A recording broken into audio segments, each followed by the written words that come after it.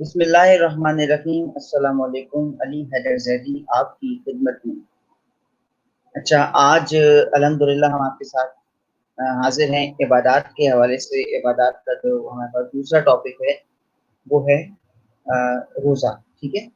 نماز ہم لوگ مکمل طور پہ اس کو کر چکے تھے، واضح طور پہ میں نے آپ کو بتایا، سمجھایا، اور الحمدللہ میری امید بھی یہی ہے کہ آپ نے اس کو آسانی کے ساتھ سمجھ لیا ہوگا، ٹھیک ہے، اور اس پہ مزید غور و فکر بھی کیا ہوگا۔ آج روزے کے حوالے سے بات کریں گے اور ساتھ ساتھ زکوٰۃ کے حوالے سے بات کریں گے، ٹھیک ہے، روزہ اور زکوٰۃ، ٹھیک ہے۔ تو شروعات کرتے ہیں ہم روزہ سے، ٹھیک ہے۔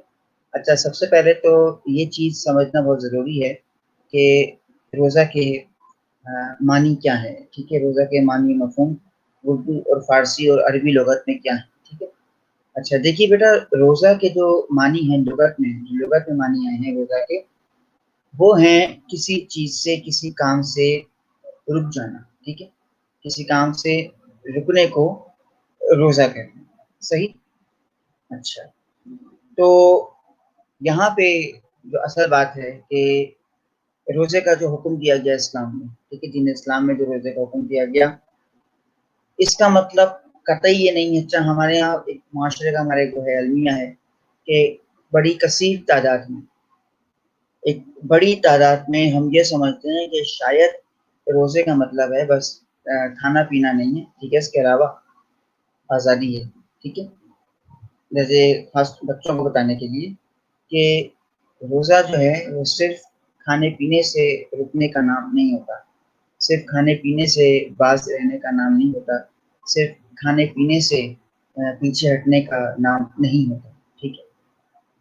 بلکہ روزہ جس کے لفظی معنی ہے رک جانا، ٹھیک ہے، یا ڈٹے رہنا، ٹھیک ہے، یا پیچھے ہٹ جانا، یہ سب روزے کے لغوی یعنی لغت میں معنی آئے ہیں، ٹھیک ہے۔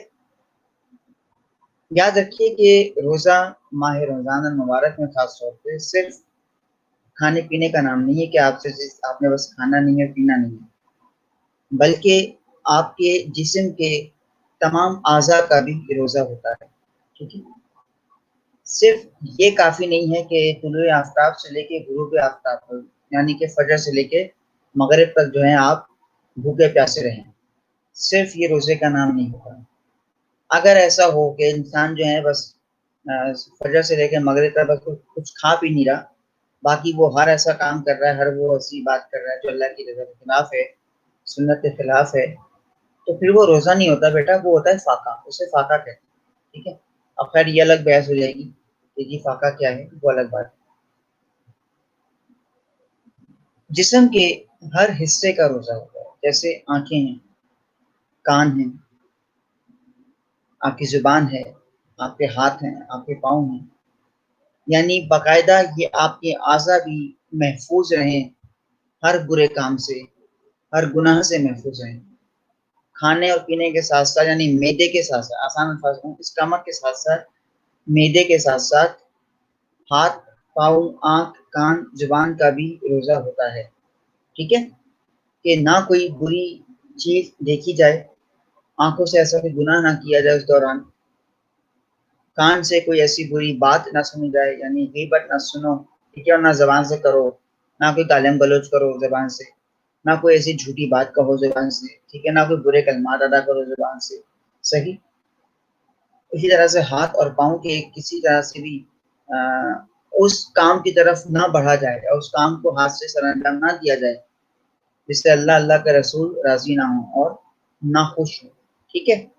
تو یہ ایک تمہید تو ہو گئی روزے کے حوالے سے، ٹھیک ہے۔ اچھا جی، اب تھوڑا سا ہم آ جاتے ہیں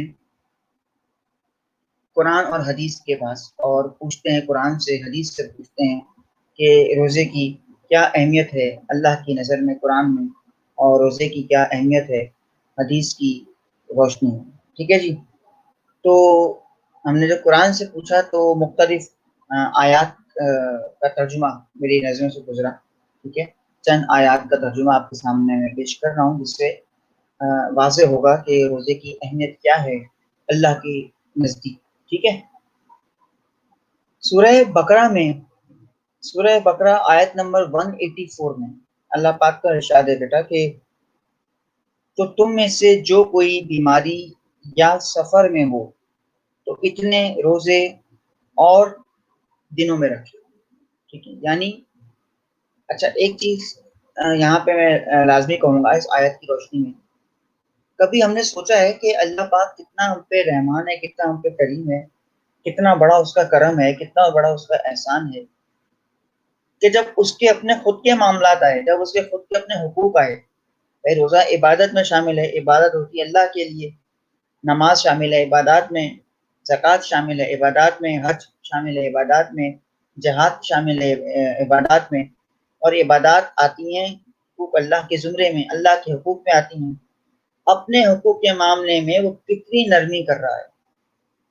مثال کے طور پہ اگر کوئی شخص ہے وہ نماز کھڑے ہو کے نہیں پڑھ سکتا، وہ مریض ہے، وہ نہیں کھڑے ہو کے نماز پڑھ سکتا، اس کی صحت اس کو اجازت نہیں دے رہی، اللہ پاک کہتا ہے کہ ٹھیک ہے تم بیٹھ کے نماز پڑھ لو.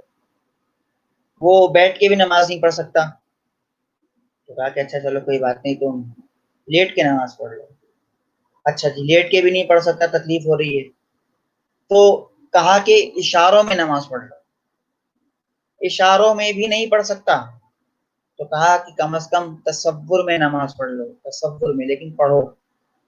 بتائیے کتنی چھوٹ دے رہا ہے اپنے معاملات میں.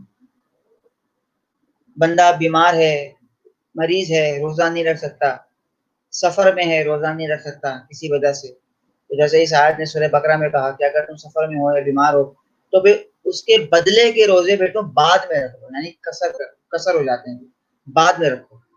کتنی چھوٹ دے رہا ہے وہ. زکوٰۃ ہے، ہر صاحب استطاعت پہ فرض ہے. اگر میں صاحب استطاعت نہیں ہوں، میں نہیں دے سکتا، تو مجھے تو کوئی گناہ تھوڑی ہے. کیا ٹھیک ہے احتیاط کرو، تمہارا اتنی استطاعت نہیں ہے. حج ہے، صاحب استطاعت پہ فرض ہے، نہیں رکھتے استطاعت، اتنے فائنینشیل اسٹیٹس اتنا صحیح نہیں ہے، تو کوئی بات نہیں، مت جاؤ. یعنی یار اپنے معاملات میں تو کتنی چھوٹ دے رہا ہے، کتنی آسانیاں پیدا فرما رہا ہے، کتنا رحیم ہے، کتنا کریم ہے. ٹھیک ہے جی. اور پھر آگے ایک آیت میں فرمایا کہ سورہ بقرہ آیت نمبر 185 کہ تم میں سے جو اس مہینے کو پائے اسے چاہیے کہ وہ روزے رکھے. ٹھیک ہے، یعنی یہاں پہ حکم دے رہا ہے اللہ پاک، روزہ رکھنے کا لازمی طور پہ حکم دیا گیا ہے. اور مزید سورہ بقرہ کی آیت نمبر 187 میں فرما رہا ہے کہ اور کھاؤ پیو یہاں تک کہ تم کو سیاہ دھاری کی صبح کی سفید دھاری نمایاں نظر آ جائے، تب رات تک روزہ پورا کرو.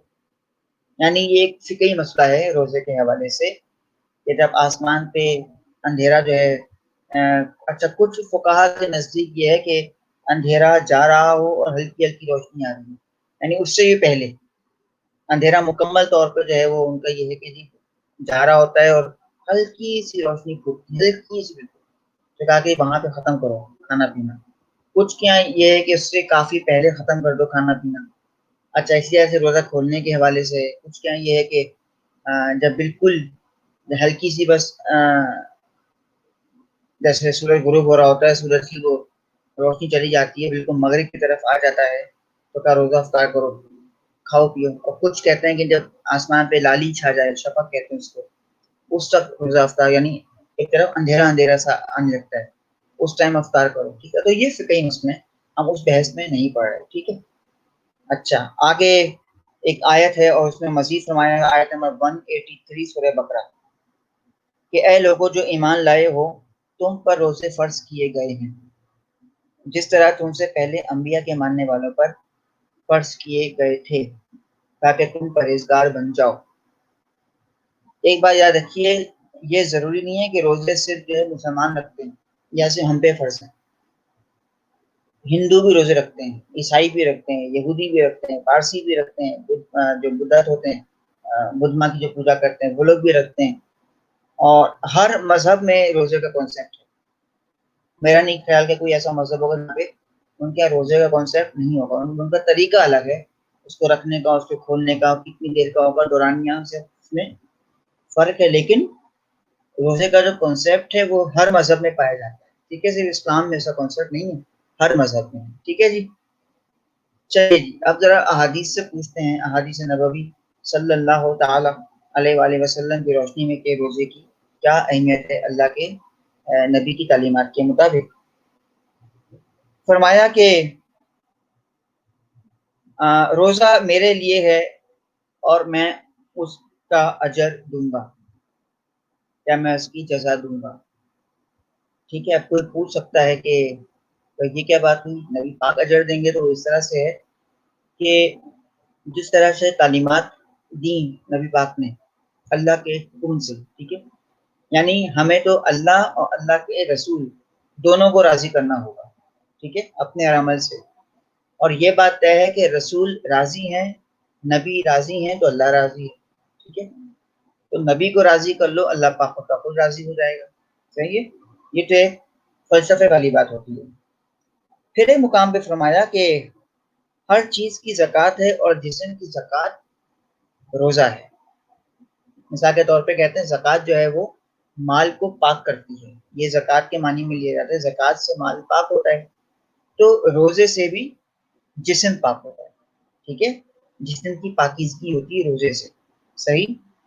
اور ایک مزید ایک جگہ فرمایا کہ روزہ دار کے منہ کی مہک اللہ کو مشک سے بھی عزیز تر ہے، ٹھیک ہے، یعنی اس قدر عزیز ہے روزے دار کی منہ کی مہک اللہ پاک کہ اس کے نزدیک وہ مشک سے بھی عزیز تر ہے، ٹھیک ہے۔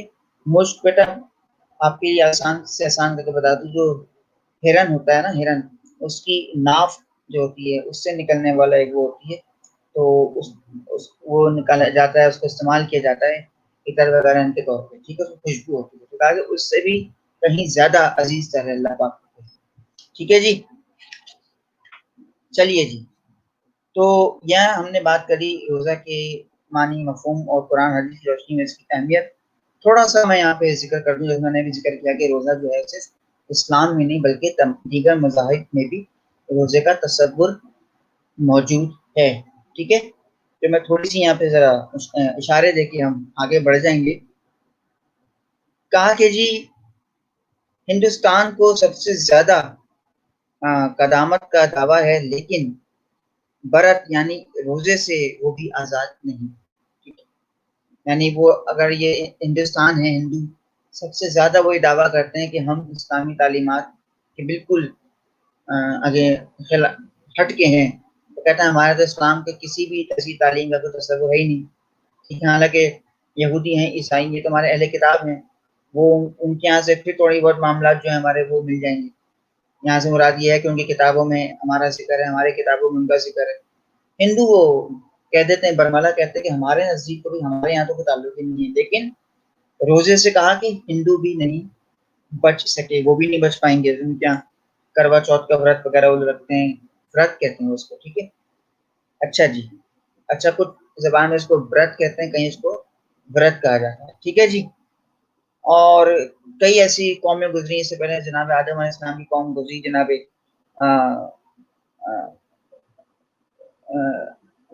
ہدا، ٹھیک ہے، ان کی قوم گزری، ان کے یہاں جو 40 روزے رکھے جاتے تھے، حضرت عیسیٰ جو ہیں وہ صحرا میں چلے جاتے تھے، ٹھیک ہے، کوہ طور کی طرف چلے جاتے تھے، 40 دن وہاں رہا کرتے تھے، وہاں پہ روزے رکھتے تھے، ٹھیک ہے۔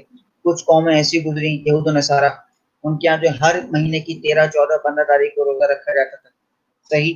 اچھا مصر میں ان کے جو تہوار ہوتے تھے، تو تہوار شروع ہونے سے 7 دن پہلے کا روزہ ہوتا تھا، تہوار شروع ختم ہونے کے بعد 7 دن کا روزہ ہوتا تھا، ٹھیک ہے۔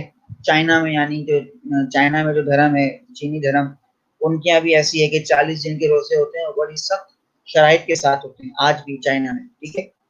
اچھا اس کے علاوہ اگر آپ دیکھیں پارسی مذہب ہے، پارسی مذہب میں بھی یہی ہے کہ جب بھی پارسی مذہب کا تو یہ ہے کہ ہر شخص کو، جو بچے سے لے کے بوڑھے تک ہر شخص، ان کا یہ ہے کہ زندگی میں ٹوٹل جو ہے ان کے یہاں روزے جو ہوتے ہیں ان کی کاؤنٹنگ جو پورا کرتے ہیں وہ ٹوٹل 7 سالوں کی، یعنی سال کے ہوتے ہیں 365 دن، ہے نا، تو 365 دن سال کے ہوتے ہیں، اور وہ کہتے ہیں بس اتنے روزے زندگی رکھی جائیں کہ وہ 7 سال ان کے مکمل ہو جائیں۔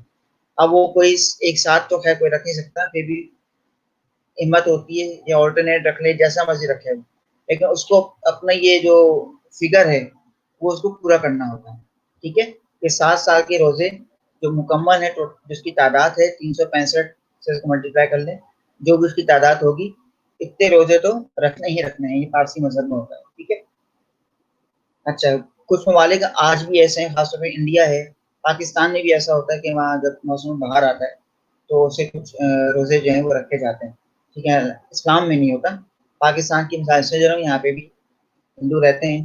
ٹھیک ہے, اور اس لیے اس چیز کو وہ لوگ آسانی کے ساتھ فالو کرتے ہیں. ٹھیک ہے جی, تو یہ تھوڑی سی یہاں پہ میں نے آپ کو بات بتائی روزے کا جو تصور ہے مختلف دیگر مذاہب میں اسلام کے علاوہ. ٹھیک ہے. اچھا, تھوڑی سی میں اشارتاً بات کر لوں مبتلات روزہ کے حوالے سے. بیٹا, مبتلات روزہ سے مراد یہ ہے کہ وہ کام ایسے ہوتے ہیں, ایسی کچھ چیزیں ہوتی ہیں, ایسی کوئی باتیں ہوتی ہیں کہ جن کے کرنے سے یا جن کی کاموں کی وجہ سے روزہ باطل ہو جاتا ہے, یا روزہ ختم ہو جاتا ہے, یا روزہ ٹوٹ جاتا ہے. ٹھیک ہے, روزہ ضائع ہو جاتا ہے, زائل ہو جاتا ہے, باطل ہو جاتا ہے. ٹھیک ہے, تو چند باتیں ہیں, اس کو غور کیجیے گا.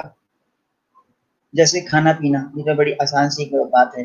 ٹھیک ہے, کہ روزے میں کھا پی لیا ہے, ٹھیک ہے, تو روزہ باطل کر دیتا ہے. گانا بجانا, ٹھیک ہے, موسیقی, اس سے روزہ باطل ہو جاتا ہے. ٹھیک ہے, کسی کو گالی دینا, روزہ باطل ہو جاتا ہے. اچھا, اللہ کے رسول سے منسوب کر کے کوئی بھی بات کرنا, یعنی قرآن پاک کی کوئی بھی آیت یا اللہ کے رسول سے منسوب کر کے کسی بھی حدیث کو گڑنا, یہ اس سے روزہ باطل ہو جاتا ہے. ٹھیک ہے, یعنی جھوٹ باندھنا, ٹھیک ہے, تہمت باندھنا. ٹھیک ہے, کسی انسان پہ جھوٹا الزام لگانا, تہمت لگانا, اس سے بھی روزہ باطل ہو جاتا ہے. ٹھیک ہے. اچھا, کوئی ایسا انجیکشن یا کوئی ایسی دوا لینا جو کہ صحت کے متعلق انجیکشن لینا, اب یہ کہہ رہے ہیں ہم نے کھایا تھوڑی ہے, ہم نے تو انجیکشن لگوایا, تو اس انجیکشن سے بھی روزہ باطل ہو جاتا ہے. ٹھیک ہے. اچھا, پھر پورا سر ہے, پورے سر کو بالٹی میں ڈبو دینا جاتا ہے اس گھر سے کہ جی گرمی بہت لگ رہی تھی, اس سے روزہ باطل ہو جاتا ہے. سرسوں کا تیل وہ سر پہ لگا دینا, مالش کرنا, اس سے روزہ باطل ہو جاتا ہے. ٹھیک ہے. ویسے کئی ایسے باتیں ہیں, ایسے کام ہیں, لیکن آپ کے نصاب کے مطابق یہ باتیں کافی ہیں آپ کو بتانے. ٹھیک ہے جی, یہاں تک ہم آگے بڑھتے ہیں, اور آپ تھوڑی سی بات کر لیتے ہیں یہاں پہ کہ روزے کے فوائد کے حوالے سے, کہ روزہ فائدہ کیا پہنچاتا ہے.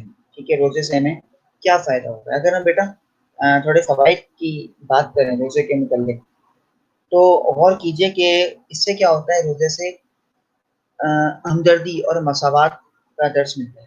مثال کے طور پہ آپ دیکھتے ہیں کہ خاص طور پہ ہمارے کراچی میں تو یہ ٹرینڈ ہے ماشاءاللہ سے, کہتے ہیں پورے پاکستان میں کراچی کو یہ اعزاز حاصل ہے کہ اتنے بڑے پیمانے پہ یہاں پہ لوگ اتنے خلوص کے ساتھ, اتنے بڑے دل کے ساتھ سحری اور افطار کا اہتمام کرتے ہیں, پروگرام کرتے ہیں. آپ دیکھتے ہیں دیگر مقامات پہ کراچی میں خاص طور پہ کہ لوگ کس طرح سے افطار کروا رہے ہوتے ہیں. اچھا, جہاں افطار ہو رہا ہوتا ہے یا سحری ہو رہی ہوتی ہے, وہاں پہ کسی بھی قسم کی کوئی نسلی امتیاز نہیں ہوتا, کوئی رنگ و نسل کا فرق نہیں ہوتا, کوئی زبان کا فرق نہیں ہوتا, کوئی کسی مسلک کا فرق نہیں ہوتا کہ کون آ رہا ہے کون جا رہا ہے, سب کو کھلا رہے ہیں. ایک دلی کیفیت ہے, ٹھیک ہے, سب کا ایک خلوص ہے, اس میں ایک محبت ہے, ایک ہم آہنگی ہے. ٹھیک ہے, مساوات یعنی کہ برابری کا ایک درس مل رہا ہے, ہمدردی ہے. ٹھیک ہے. اس کے بعد کہا کہ جی بہترین قوم کی تشکیل ہوتی ہے روزہ سے, کیونکہ روزہ سے بیٹا ایک نظم و ضبط پیدا ہوتا ہے. ٹھیک ہے, جیسے مثال کے طور پہ میں روزے سے ہوں, میں باہر نکلا, میں بائک پہ تھا, اور میں غلطی سے کیا ہوا کہ جی آگے والی بائک والے کو میری بائک لگ گئی, یا اس کی گاڑی پہ میری بائک لگ گئی. ٹھیک ہے, یا میں جا رہا ہوں اور پانی اڑاتا ہوں چلا گیا, کسی کی کپڑوں پہ پانی چلا گیا. ٹھیک ہے, عام دن ہوتے ہیں تو ہم دیکھتے ہیں کہ کس طرح سے ہمیں فوراً غصہ آ جاتا ہے, ہم فوراً بکھر جاتے ہیں, ہم فوراً غصے میں آ جاتے ہیں. ٹھیک ہے, فوراً دست و گریباں ہو جاتے ہیں, آستین پلٹا لیتے ہیں. لیکن آپ نے رمضان میں روزے میں خاص طور پہ یہ محسوس کیا ہوگا کہ لوگ وہاں پہ تربیت کرنے کی کوشش کرتے ہیں. ظاہر ہے, جو بائک میں چلا رہا ہوں میں بھی روزے سے ہوں, سامنے والا بھی روزے سے ہے, دونوں ایک دوسرے کی کیفیت کو جانتے ہیں, دونوں ایک دوسرے کی جو اندرونی کیا کہیں حالت ہے وہ جانتے ہیں کہ یہ بھی روزے سے ہے, اس کو بھی پانی کی طلب ہو رہی ہے, مجھے بھی طلب ہے, چلو روزے روزے کرو. اور سب سے بڑی بات یہ ایک دوسرے کو مسکرا کے دیکھ لیں، وہیں پہ ساری بات تمام ہو جاتی ہے. تو یہ کیا ہوتا ہے، بہترین قوم کی تربیت ہو رہی ہوتی ہے اس طرح سے. لیکن بڑی معذرت کے ساتھ میں تو ابھی بھی اس وقت اس دور میں بھی میں دیکھتا ہوں ایسے لوگوں کو بالکل افطار کا وقت ہوتا ہے، افطار سے آدھا گھنٹہ پہلے آپ باہر نکل جائیں ذرا ٹریفک میں آپ دیکھیں پھر لوگ اگر ذرا سا بھی، اس میں کیا ہوتا ہے سبھی کو جلدی ہوتی ہے گھر پہنچنے کی، ٹھیک ہے. اچھا میں تو بہت دفعہ دیکھا ہے لوگ درگزر کرتے ہیں چلو چھوڑو جائے، وہ بھی جائے اور میں بھی جاؤں، لیکن کچھ ہوتے ہیں بیچارے احمد بیوقوف کہہ لیں کہ وہاں وہ اس پہ بھی لڑنے کے لیے آمادہ ہوتا ہے. خاص طور پر ہمارے یہ چنچی والے اور وہ مزدہ والے اور یہ تیار ہوتے ہیں کہ آج ایک نہ ایک کا سر پھاڑنا ہے، ٹھیک ہے. تو یہ ہوتا ہے کہ بہترین قوم کی تشکیل ہو رہی ہوتی ہے، ایک نظم و ضبط قوم سیکھ رہی ہوتی ہے روزے سے، ٹھیک ہے. اچھا اس کے بعد ہے کہ اجتماعی احساس ذمہ داری. ابھی جیسے میں نے آپ کو سے پہلے ذکر کیا روزہ افطار کا سحری کا سلسلہ ہوتا ہے، ٹھیک ہے. کہ قوم میں کیا ہوتا ہے کہ ایک ہمدردی کا جذبہ ہوتا ہے، اسی طرح سے ان میں احساس ذمہ داری ہوتی ہے، ٹھیک ہے. وہ ایک ذمہ دار قوم بن رہے ہوتے ہیں. دیکھیں اللہ پاک کا سلسلہ دیکھیے آپ کہ وہ کس طرح سے قوم کی ایک تربیت ہو رہی ہوتی ہے ساتھ ساتھ کہ ذمہ داری ہو رہی ہوتی ہے. ذمہ داری سے مراد یہاں پہ کیا ہے کہ جیسے رات کو افطار ہو گیا، ٹھیک ہے، اور اس کے بعد اپنا تراویحوں کا سلسلہ ہے یا نمازوں کا سلسلہ ہے، جو بھی معاملات وغیرہ ہیں، ٹھیک ہے. اس کے بعد یعنی ذمہ داری سے مراد یہ ہے کہ رمضان کا جو ایک ماحول ہوتا ہے وہ جو ایک پر نور فضا ہوتی ہے پورے معاشرے میں، ایک پرکیف فضا ہوتی ہے پورے معاشرے میں کہ صبح سحری ہوگی، اس میں اپنے گھر میں پکایا وکایا کھایا، اس کے بعد عبادت میں لگ گئے، پھر اپنا نکل کے روزگار کے لیے. پھر وہاں پہ بھی احساس ذمہ داری رہتا ہے کہ جیسے میں نے اس سے پہلے ذکر کیا کہ روزہ صرف کھانے پینے کا نام سے باز رہنے کا نام نہیں ہے، جسم کے تمام اعضاء کا روزہ ہوتا ہے. تو اس کو چیز کا احساس ہوتا ہے، ایک ذمہ داری کیا ہوتی ہے کہ یار میں نے اپنے ہاتھ سے ایسا کوئی کام نہیں کرنا، میں نے اپنے پیروں کو روکنا ہے گناہ کی طرف جانے سے، میں نے اپنی آنکھوں کو بھی قابو میں رکھنا ہے، اپنے کانوں کو بھی قابو میں رکھنا ہے، اپنی زبان کو بھی قابو میں رکھنا ہے، ٹھیک ہے. تو یہ ہوتا ہے احساس ذمہ داری سکھا رہا ہوتا ہے روزہ ساتھ ساتھ، ٹھیک ہے. اچھا اور اس کے بعد باہمی اتحاد، ایک اتحاد کی فضا پیدا ہو جاتی ہے انسان ایک. یا اکثر آپ دیکھتے ہیں کہ لوگ رمضان میں افطاریں بانٹ رہے ہیں، کوئی بھی آ رہا ہے مانگنے والا، خاص طور پہ اگر آ جائے افطار کے وقت تو یقین مانے عام طور پہ تو پھر آپ منع کر دیں گے آنے والے کو، لیکن اس وقت بھائی وقت ایسا ہو رہا ہوتا ہے، وہ افطار کا کہتے ہیں دعاؤں کی قبولیت کا وقت ہوتا ہے کہ ہم سے رہا نہیں جا رہا ہوتا کہ ہم اس کو انکار کر دیں، ہم کچھ نہ کچھ دے کے چلو یار دے دو کوئی بات نہیں، مانگنے والا ہے دعا تو دے گا، ٹھیک ہے. تو یہ فوائد پہنچتے ہیں اس طرح سے روزے سے، ٹھیک ہے. اچھا آخری بات میں یہاں پہ کر رہا ہوں روزے کے حوالے سے، پھر میں آؤں گا زکات کی طرف، ٹھیک ہے. کہتے ہیں سائنس نے بھی اس بات کو پروف کیا، تحقیق کے مطابق سائنس نے کہا کہ جی ہمارے جسم میں نا کچھ جو میدا ہوتا ہے، جیسے ڈاکٹرز نے تحقیق کری، ٹھیک ہے. اور یہ بڑی میں آپ کو ذمہ داری کے ساتھ کہہ رہا ہوں، آپ کو یقین نہ آئے تو آپ نیٹ پہ باقاعدہ سرچ کیجیے گا. اچھا میں پھر والی بات کہہ دوں کہ ہمارے یہاں عادت تو ہے نہیں تحقیق کرنے کی، ہمیں توفیق تو ہے نہیں تدبر کرنے کی، غور و فکر کرنے کی. ہم تو جو سن لیتے ہیں اس پہ آنکھ بند کر کے یقین کر لیتے ہیں، ٹھیک ہے. ہم کبھی سوچتے نہیں کہ جی ہمیں جو کہا گیا ہے کم از کم تھوڑا سا اپنا بھی ہم تدبر کر لیں، تھوڑا تکلیف دے دیں اپنے چھوٹے سے ذہن کو. ہم نہیں کرتے، تھوڑا سا کرنا پڑے گا ہمیں، ٹھیک ہے. اور آپ کوشش کیجیے، آپ سرچ کیجیے اس بارے میں، گوگل پہ آگے سرچ کیجیے کہ یعنی باقاعدہ نان مسلمس نے اس پہ سرچ کیا، نان مسلمس کی ریسرچ ہے، یہ نان مسلم ڈاکٹرز کی ریسرچ ہے، جرمنی کے ڈاکٹرز ہیں انہوں نے اس پہ ریسرچ کی. اور ریسرچ کیا تھی یہ سنیے ذرا کہ انہوں نے کہا کہ جی انسان کا جو میدا ہے نا، اسٹمک انسان کا مسلسل یہ کھانا اس پہ آ رہا ہے، فوڈ آ رہا ہے، اس کو ایبزارب کر رہا ہے، کچھ انزائمس وغیرہ کا کچھ سسٹم ہوتا ہے. مجھے تو خود نہیں پتا میڈیکل کے بارے میں، لیکن جو میں نے سنا ہوں میں آپ کو بتا رہا ہوں، ٹھیک ہے. تو انہوں نے کہا کہ جی کچھ گیپ ملنا چاہیے اسٹمک کو، کچھ وقفہ ملنا چاہیے اسٹمک، ٹھیک ہے. تو پوچھنے والوں نے پوچھا کہ جب وقفہ دے دیا جائے گا اسٹمک کو تو انسان تو مر جائے گا بھوک سے. تو انہوں نے کہا بھوک سے نہیں مرے گا، کبھی نہیں مرے گا. کیسے نہیں مرے گا؟ کب وہ یوں نہیں مرے گا کہ اسٹمک میں کیا ہوتا ہے کہ کچھ بیکٹیریاز ہوتے ہیں، ٹھیک ہے، کچھ بیکٹیریاز ہوتے ہیں، وہ بیکٹیریا جو ہوتے ہیں اس اسٹمک کی صفائی کرتے ہیں اس دوران. وہ جو گیپ ملتا ہے نا اسٹمک کو جب انسان کچھ نہیں کھاتا اس دوران، وہ جو اس گیپ مل گیا ہے، یعنی آسان سے الفاظ میں فیکٹری کو جب بند کر دیا گیا، مزدور چلے گئے ہیں سارے، ٹھیک ہے، کوئی کام نہیں آ رہا، ٹھیک ہے، فیکٹری بند ہے، اندر صفائی کا کام چل رہا ہے. آسان سے الفاظ میں اندر فیکٹری بند ہے، فیکٹری میں کام چل رہا ہے، صفائیاں ہو رہی ہیں، ٹھیک ہے، ریفرنش ہو رہا ہے سب کچھ. جو بیکٹیریا ہوتے ہیں وہ صفائی کرتے ہیں پھر اسٹمک کی، اور اس میں سے پھر جو خون کو الگ ایک روانی مل رہی ہوتی ہے، جسم میں الگ سی ایک توانائی مل رہی ہوتی ہے خود ساختہ طور پہ، بغیر کچھ کھائے پیے. وہ تو صفائی ہو رہی ہے اسٹمک کی، وہ جو رگیں جا رہی ہیں خون میں ادھر ادھر، وہ سب جیسی بات ہے، لاکھوں کروڑوں رگیں ہیں، وہ ایک تو ہے نہیں، ٹھیک ہے. تو جو خون کی روانی ہے وہ ریفریش ہو جاتی ہے، ٹھیک ہے. جو ریسپیریٹری سسٹم ہے، انسان کا سانس لینے کا ہے، لنگس کا سسٹم، وہ سب ریفریش ہوتا رہتا ہے ساتھ ساتھ، یعنی ان دنوں میں. تو انہوں نے کہا کہ یہ کام کب ہوتا ہے، یہ کام کب ہوتا ہے. تو ان ڈاکٹرز نے کہا، غیر مسلم ڈاکٹرز نے، نان مسلم ڈاکٹرز نے کہا کہ یہ کام تو ہم نے بڑا آسان ہوتے دیکھا ہے مذہب اسلام میں. کہا کہ اسلام از دا اونلی ریلیجن جہاں پہ ہم نے کام ہوتے ہوئے دیکھا ہے کہ وہاں پہ 11 مہینے یہ خوب کھاتے پیتے ہیں، ایک مہینہ جب رمضان کا آتا ہے تو پھر یہ آرام کرتے ہیں، یہ اس میں کھاتے پیتے نہیں ہیں اس دوران. تو جب یہ اس میں کھاتے پیتے نہیں ہیں اسی دوران اسٹمک اپنا یہ کام کرتا ہے، اس کی صفائی ہوتی ہے اور پھر سے اس کا ایک ریسائیکل ہو جاتا ہے، ایک نئی طریقے سے پھر چلتا ہے رمضان کے بعد. اب آپ کو پتہ چلا کہ اللہ پاک کی قدرت کتنی بڑی ہے.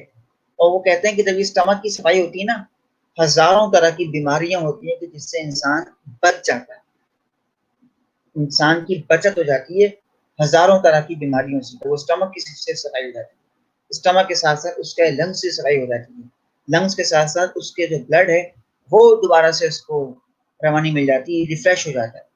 سوچیے ذرا کتنا بڑا احسان ہے ہم پہ رمضان کا. اگر وہ ہم پہ ہمیں روزہ رکھنے کے لیے کہہ رہا ہے تو اس کے پیچھے فائدہ کس کا ہے؟ ہمارا ہے. اور کتنا بڑا فائدہ ہے.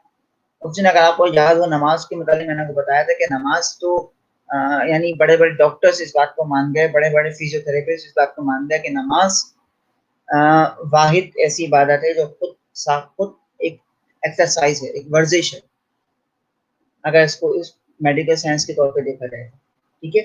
تو یہ عبادات ہم پہ کوئی بوجھ نہیں ہے، یہ ہمارے ہی فائدے کے لیے ہیں، اس میں فائدہ تو ہمارا ہی ہے ہر طرح سے، ٹھیک ہے. تو یہ بات یہاں پہ ہماری مکمل ہوئی نماز اور روزہ کے حوالے سے. اور اب ہم بات کرنے جا رہے ہیں زکوٰۃ پہ، ٹھیک ہے، کہ زکوٰۃ کیا ہے. اور زکوٰۃ پہ بھی ہم آپ کو انشاءاللہ یہاں پہ زکوٰۃ کے معنی اور مفہوم بتائیں گے، زکوٰۃ کی اہمیت قرآن اور حدیث کی روشنی میں، ٹھیک ہے. اگر سیشن اس سے ہمارا اینڈ ہو جاتا ہے تو پھر نیکسٹ سیشن پہ زکوٰۃ کے متعلق مزید گفتگو کریں گے، ٹھیک ہے. فی الحال سنیے گا ذرا غور سے. ابھی کچھ دیر پہلے میں نے عرض کیا کہ زکوٰۃ جو ہے وہ جسم، جیسے جس طرح سے روزہ ہے وہ جسم کی زکوٰۃ ہے، یعنی جسم کو پاک کرتا ہے روزہ. اسی طرح سے میں نے مثال دی تھی زکوٰۃ کی کہ زکوٰۃ مال کو پاک کرتی ہے، ٹھیک ہے. زکوٰۃ سے مال پاک ہوتا ہے، زکوٰۃ ادا کرنے سے انسان کے مال میں پاکیزگی آتی ہے، اللہ برکت دیتا ہے روزی روٹی میں، اللہ پاک دسترخوان میں وسعت پیدا کرتا ہے زکوٰۃ سے، ٹھیک ہے، جب آپ زکوٰۃ ادا کرتے ہیں، ٹھیک ہے. اور زکوٰۃ کے جو اصل لغوی معنی ہے نا وہ ہے اضافہ، ٹھیک ہے. زکوٰۃ کے جو لغت میں معنی دیے گئے ہیں اس کا مطلب ہے اضافہ، ٹھیک ہے، طہارت اور پاکیزگی. یہ زکوٰۃ کے لغوی معنی ہیں جو کہ اصطلاح میں استعمال ہوتے ہیں، ٹھیک ہے جی.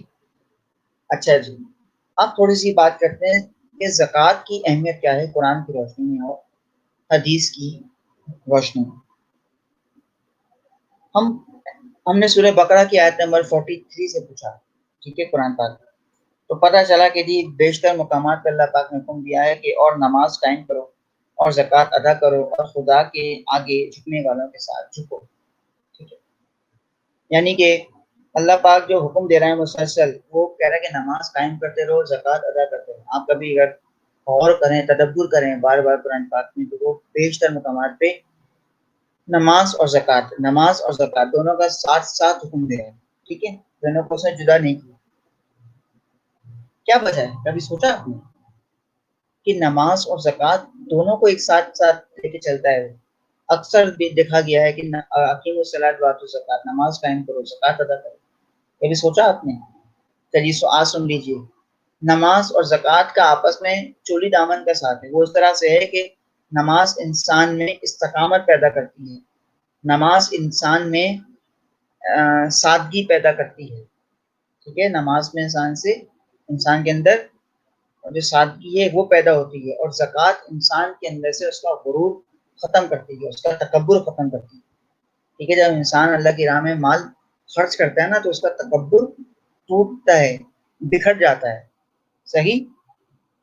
آگے بڑھتے ہیں، اور پھر سورہ نور کی آیت نمبر 56 میں فرمایا کہ نماز قائم کرو، زکوٰۃ ادا کرو. دیکھیے پھر سے نماز اور زکوٰۃ. نماز قائم کرو، زکوٰۃ ادا کرو، اور اللہ کے رسول کی اطاعت میں لگے رہو تاکہ تم پر رحم کیا جائے. ٹھیک ہے. اور پھر مزید ایک آیت میں فرما رہا ہے کہ پس نماز قائم کرو اور زکوٰۃ ادا کرو، اللہ تعالیٰ کی رسی کو مضبوطی سے تھام لو، واعتصموا بحبل اللہ. ٹھیک ہے، یعنی اس طرح سے اللہ پاک مسلسل نے تین آیات بتائیں، اور تینوں آیات میں وہی ہے کہ نماز اور زکوٰۃ، نماز اور زکوٰۃ، نماز اور زکوٰۃ. ٹھیک ہے. اب ہم آتے ہیں حدیث کی طرف، اور حدیث سے پوچھتے ہیں. ٹھیک ہے، حدیث کی روشنی میں نبی پاک صلی اللہ تعالی علیہ وسلم کا ارشاد مبارک کہ حضرت جابر ابن عبداللہ انصاری فرماتے ہیں کہ نبی پاک نے فرمایا کہ نماز ادا کرو، ٹھیک ہے، اور زکوٰۃ دیا کرو، اور ہر مسلمان کی خیر خواہی کیا کرو. ٹھیک ہے، نماز بھی ادا کرو، زکوٰۃ بھی ادا کرو، اور مسلمانوں کی خیر خواہی کیا کرو، یعنی کہ ان کے حال چال پوچھا کرو، ان کی پوچھ گچھ میں رہا کرو. ٹھیک ہے. مزید آگے فرمایا کہ نبی پاک فرماتے ہیں کہ زکوٰۃ نہ دینے والوں کی شفاعت نہیں کروں گا. اس سے پہلے جب آپ نے روزہ پڑھا تھا، آپ کو یاد ہے روزے کے لیے فرمایا تھا کہ روزہ دار کو اس کا اجر میں دوں گا. ٹھیک ہے، اور یہاں فرمایا کہ میں شفاعت نہیں کروں گا زکوٰۃ نہ دینے والے. ٹھیک ہے. اچھا، میں ایک بات پھر بتا دوں کہ زکوٰۃ دینا ہر صاحب استطاعت پہ فرض. ٹھیک ہے، جو استطاعت رکھتا ہے اس پہ زکوٰۃ دینا فرض ہے، واجب ہے. اچھا، اس کے بعد مزید آگے فرمایا کہ جب تو نے اپنے مال پر زکوٰۃ ادا کر دی تو تو نے اپنا فرض ادا کر دیا. کہ جب آپ نے اپنے مال میں سے کچھ پیسہ خرچ کیا کسی مستحق پہ، اس کا مطلب یہ کہ آپ نے اپنا فرض ادا کر دیا، آپ اپنے فرض سے سبکدوش ہو گئے. ٹھیک ہے جی.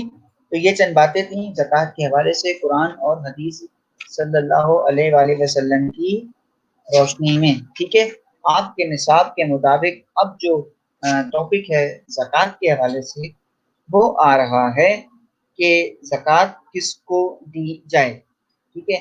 اور یہاں پہ اس کے لیے ایک لفظ استعمال ہوا ہے، اسے کہتے ہیں مصارف. ٹھیک ہے، مصارف زکوٰۃ. ٹھیک ہے، مصارف یعنی جس کو زکوٰۃ دی جاتی ہے. ٹھیک ہے. تو تھوڑا سا اس پہ بات کر لینی چاہیے ہمیں کہ زکوٰۃ جس کو دی جائے وہ کون کون سے لوگ ہوتے ہیں. ٹھیک ہے. تو بیٹا اس بات کو ذرا سا سنیے کہ 8 طرح کے افراد ہیں قرآن کی روشنی میں. ٹھیک ہے، 8 لوگ ہیں، 8 طرح کے افراد ہیں جن پہ زکوٰۃ دینا فرض ہے، ان کو دینی چاہیے. ٹھیک ہے. اچھا، اب کون کون سے ہیں یہ 8 افراد، یہ سنیے ذرا. کہا کہ جی فقراء. ٹھیک ہے، یعنی فقیر. فقراء کو زکوٰۃ دی جاتی ہے، یعنی کہ کہا کوئی بھی کسی فقیر ہے یعنی کوئی محتاج ہے، تنگ دستی میں زندگی جی رہا ہے. ٹھیک ہے، مفلسی کے عالم میں زندگی جی رہا ہے، محتاجی میں زندگی جی رہا ہے، اس کے جو معاملات ہیں گھر میں، جو فائنینشیل اس کا اسٹیٹس ہے وہ اتنا اسٹرانگ نہیں ہے، تو تاکہ اس کی مدد کر دو، اپنے مال سے اس کو رقم دے دو تاکہ اس کی مدد ہو جائے، اس کا خاندان جو ہے وہ پلے اور بڑے اور پھلے اور پھولے، ٹھیک ہے۔ ایک بات میں آپ کو واضح کر دوں، فقیر سے یا مراد قطعی مانگنے والا نہیں، پہلی بات تو یہ میں آپ کو بتا دوں ساتھ ساتھ، کوئی یہ نہ سوچے کہ فقیر شاید کسی بھکاری کو بولتے ہیں، فقیر بھکاری کو نہیں بولتے، فقیر کہتے ہیں محتاج کو، ٹھیک ہے۔ ہم نے فقیر کا مطلب جو ہے نا لے لیا، شاید کوئی مانگنے والا ہوتا ہے، وہ جو مانگنے والے آتے ہیں اللہ کے نام پہ دے دو، وہ فقیر نہیں ہوتے، ٹھیک ہے۔ ہم انہیں فقیر کہہ دیتے ہیں جبکہ وہ فقیر نہیں ہے۔ فقیر کا مطلب ہے محتاج ہو، کوئی بیچارہ تنگ دست ہو، ٹھیک ہے، کوئی مفلسی کے عالم میں جی رہا ہو، ٹھیک ہے، تنگ دستی کے عالم میں۔ اچھا جی، پھر کہا کہ جی مسکین کو زکوٰۃ دینی چاہیے۔ مسکین کیسے کہتے ہیں؟ مسکین کہتے ہیں جی جس کے یتیم اور مسکین دونوں، جن کے ماں باپ مر گئے ہوں خدا نہ خواستہ، ٹھیک ہے، یتیم بچے ہوں، مسکین بچے ہوں، ٹھیک ہے، اور کہا کہ انہیں زکوٰۃ دی جائے تو زیادہ بہتر ہے تاکہ ان بچوں کی صحیح طور پہ تربیت ہو سکے، ان کی کفالت ہو سکے، ان کی پرورش ہو سکے، ان کی جو تعلیم کے اخراجات ہیں وہ صحیح طور پہ اٹھائے جا سکیں، ان بچوں کو کسی سے مانگنے کی ضرورت نہ پڑے، وہ بچے کسی کے آگے ہاتھ نہ پھیلائیں، وہ بچے پریشان نہ ہوں، وہ بچے بھیک نہ مانگیں، ٹھیک ہے، ان بچوں کو بھیک مانگنے کی عادت نہ پڑے، کیونکہ آپ جب ان کی مدد نہیں کریں گے تو یقیناً وہ یہ راستہ اپنائیں گے، ٹھیک ہے۔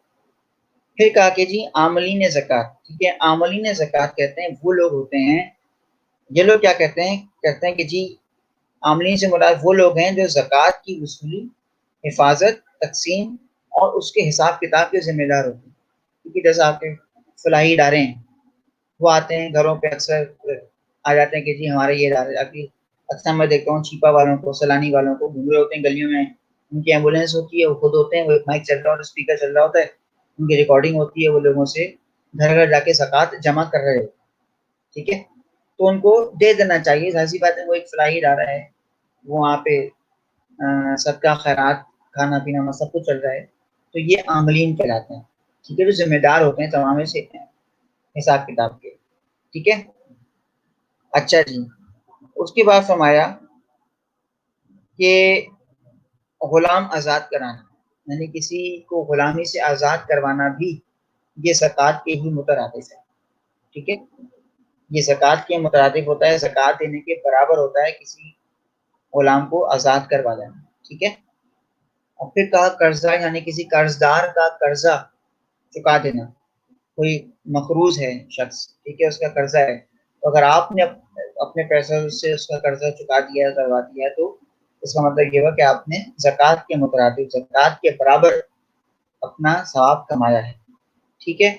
اور پھر فی سبیل اللہ، یعنی آپ دیکھتے ہیں جہاد پہ جانے کے لیے اکثر آپ دیکھتے ہیں کہ جہاد کے لیے لوگ جاتے ہیں تو وہاں پہ ان کو کھانے پینے کی ضرورت ہوتی ہے، رہنے کا کوئی مسئلہ ہوتا ہے، تو ان کے لیے یہاں سے ٹینٹس وغیرہ یہ سب معاملات ہوتے ہیں، ٹھیک ہے۔ پھر مدارس میں انسان جو دیتا جلاتا ہے اکثر، ٹھیک ہے، تو یہ سب فی سبیل اللہ ہوتا ہے کہ آپ نے مدرسے کے لیے کچھ دے دیا، آپ نے کہا چلو جی یہ کام آ جائے گا، ٹھیک ہے، تو یہ سب زکوٰۃ کے اس میں آ رہا ہوتا ہے، ٹھیک ہے۔ اکثر آپ دیکھتے نہیں وہاں پہ جب جمعے کی نماز کے بعد اعلان ہوتا ہے کہ جی کچھ تعمیر ہو رہی ہے، تو اچھا مولانا یہاں پہ ایک چیز واضح بھی کر دیتے ہیں کہ یہ رقم جو ہے آپ اپنی خوش اسلوبی سے دے رہے ہیں یا زکوٰۃ کے طور پہ دے رہے ہیں، تو وہ باقاعدہ رسید کاٹتے ہیں، اس میں لکھتے ہیں کہ یہ خود سے دیا گیا ہے خوش اسلوبی کے ساتھ، یا یہ زکوٰۃ کے طور پہ دیا گیا ہے، ٹھیک ہے، یہ بھی ایک مرحلہ ہے، ٹھیک ہے۔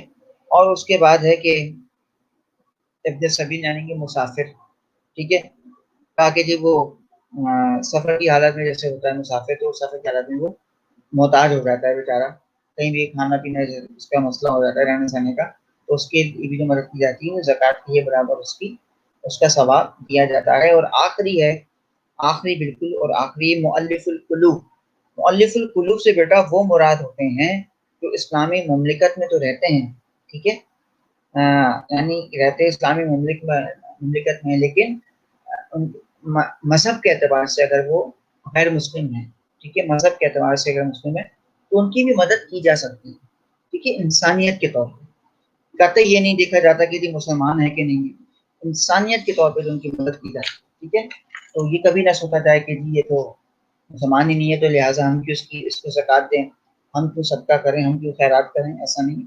آپ اپنا کام کیجئے، آپ اپنا ثواب کمائیے، وہ اللہ کا کام ہے اس کو کھلانا پلانا. ٹھیک ہے.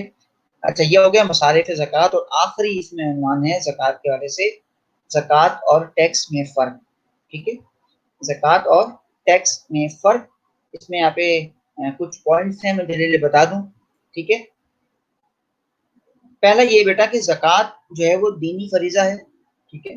جبکہ ٹیکس جو ہے وہ ریاست کا مسئلہ ہے، وہ معاشرتی فریضہ ہے. یعنی جب آپ سوسائٹی میں رہتے ہیں، جب آپ ایک ملک میں رہ رہے ہیں، پاکستان میں رہ رہے ہیں، تو آپ کا فرض ہے کہ آپ ٹیکس پے کریں، ٹیکس ادا کریں. ٹھیک ہے. جبکہ زکوٰۃ کا تعلق دین سے، مذہب سے، اسلام سے، ریاست سے، یعنی آپ کی اسٹیٹ کا پاکستان سے اس کا کوئی واسطہ تعلق نہیں ہے. ٹھیک ہے. کہا کہ جی زکوٰۃ سے مسلمانوں پر فرض ہے، صرف مسلمان زکوٰۃ دے سکتا ہے، جبکہ ٹیکس کی ادائیگی میں مسلمان ہونے کی کوئی شرط نہیں ہے. اگر پاکستان میں مثال کے طور پر کوئی ہندو ہے، عیسائی، یہودی کوئی بھی رہتا ہے تو وہ سب ٹیکس دیں گے لازمی. ٹھیک ہے.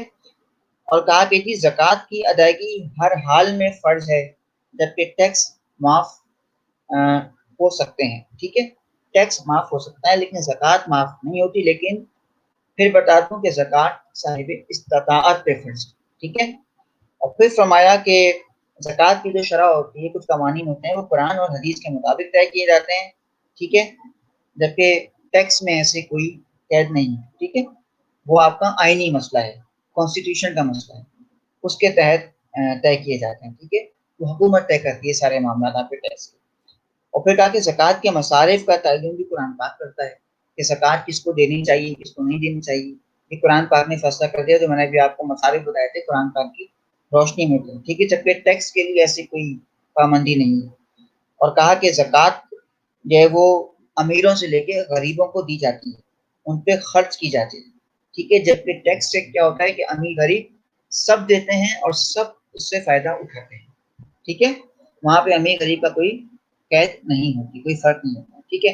تو یہ کچھ باتیں تھی جو ہم نے آپ کو بتائیں آج روزہ اور زکوٰۃ کے حوالے سے. ٹھیک ہے. امتحانی نقطہ نظر سے ذرا اس کو سمجھ لیجئے کہ اس میں روزہ اور زکوٰۃ کے معنی، مفہوم اور قرآن حدیث کی روشنی میں ان کی اہمیت. ٹھیک ہے. یہ بڑا امپورٹنٹ ہے ایک طرح سے. اچھا یہ تو کامن ہے سب میں، نماز میں بھی، روزہ زکوٰۃ میں بھی، حج میں بھی، اور جہاد میں بھی، آگے بھی آئے. ابھی آپ نے عقائد پڑھے تھے، آخرت تھا، نبوت اور توحید، اس میں بھی آپ نے ایسے کیا تھا، معنی، مفہوم اور ان کی اہمیت قرآن حدیث کی روشنی. اچھا نماز میں ہم نے آپ کو پڑھائے تھے شرائط اور اس کے ارکان. ٹھیک ہے. وہ امپورٹنٹ تھا. روزے میں امپورٹنٹ ہے مبطلات روزہ جو میں نے بھی آپ کو بتائے اور اس کے کچھ فوائد. ٹھیک ہے.